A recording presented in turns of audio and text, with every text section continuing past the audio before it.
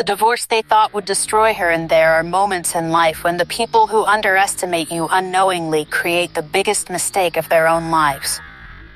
The day my father-in-law walked into my house carrying divorce papers, he wore the smile of a man who believed the battle was already over. He placed the documents on my coffee table with complete confidence, folded his arms, and looked at me as though I was already defeated. "You don't have enough money to fight this," he said with a smug grin. "My son has everything. The business, the house, the lawyers. If you try to challenge us, you'll lose every dollar you have." His eyes scanned my face, waiting for tears, waiting for panic, waiting for me to beg. Instead, I calmly picked up the papers, looked at them for a few seconds, then raised my eyes and quietly replied, "You're right." His smile grew even wider. He mistook my silence for surrender. He had absolutely no idea that I had been protecting a secret for 8 years. And before this story is over, that secret would destroy everything he believed he controlled. My name is Sophia Bennett. I'm 34 years old, and for most of my adult life I believed love meant sacrifice. When I married Richard Vance 8 years earlier, I wasn't looking for wealth or status. I simply wanted to build a peaceful life with the man I loved. Richard was ambitious, hardworking, and full of dreams. At least that's what I believed. His father, Arthur Vance, was a completely different person. Arthur was one of the most respected real estate developers in the city. People admired him because of his money. Business magazines praised his success. Employees feared him.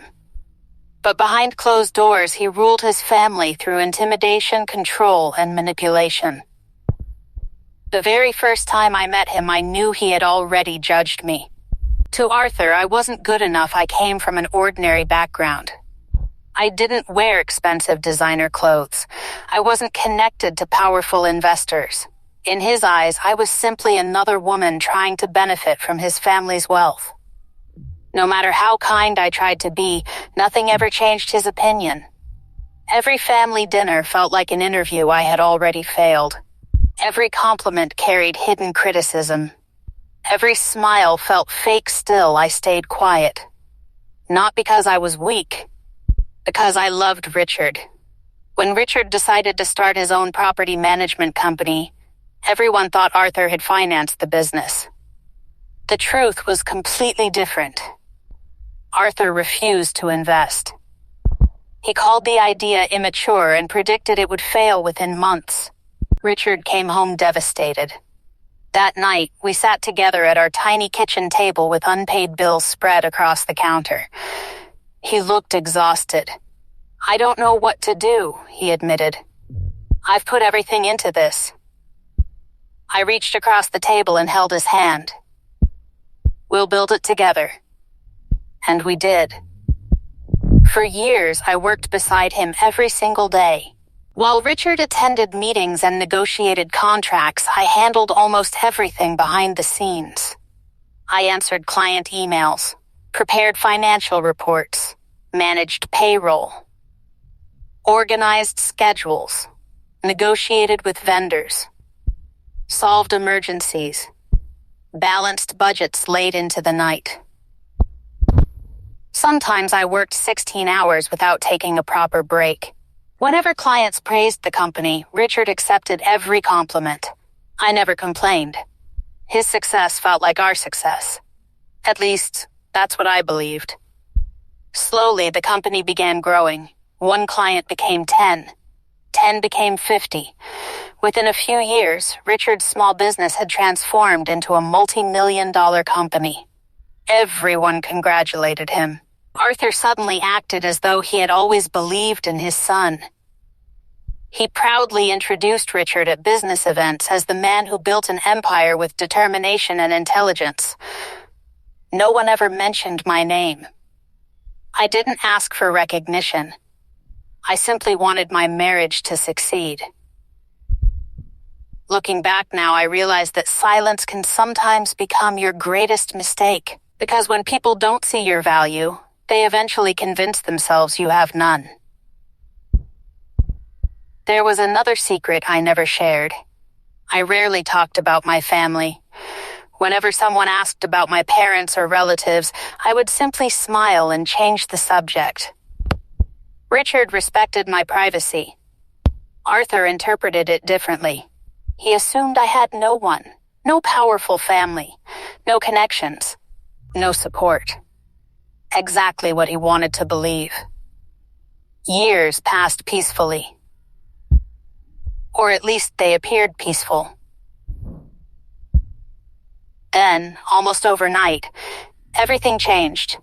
Richard became distant. Business trips became more frequent. Phone calls became shorter. Conversations disappeared. Some nights he wouldn't come home until after midnight. Other nights he never came home at all. Whenever I asked if something was wrong, he blamed stress. "It's just work," he'd say. "Things will settle down." I wanted to believe him, so I ignored every warning sign. Until one Tuesday afternoon, the front door opened. For a brief second, I thought Richard had finally come home. Instead, Arthur walked inside alone.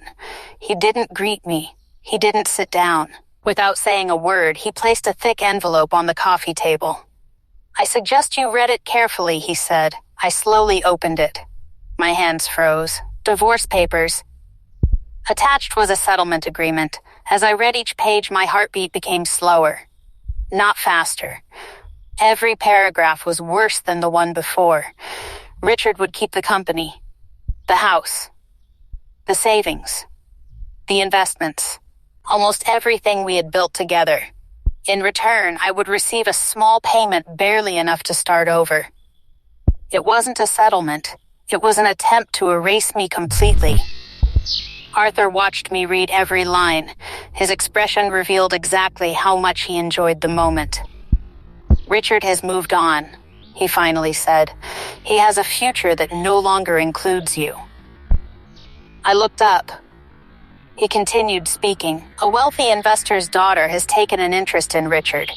Their families can accomplish great things together." He paused long enough to let the words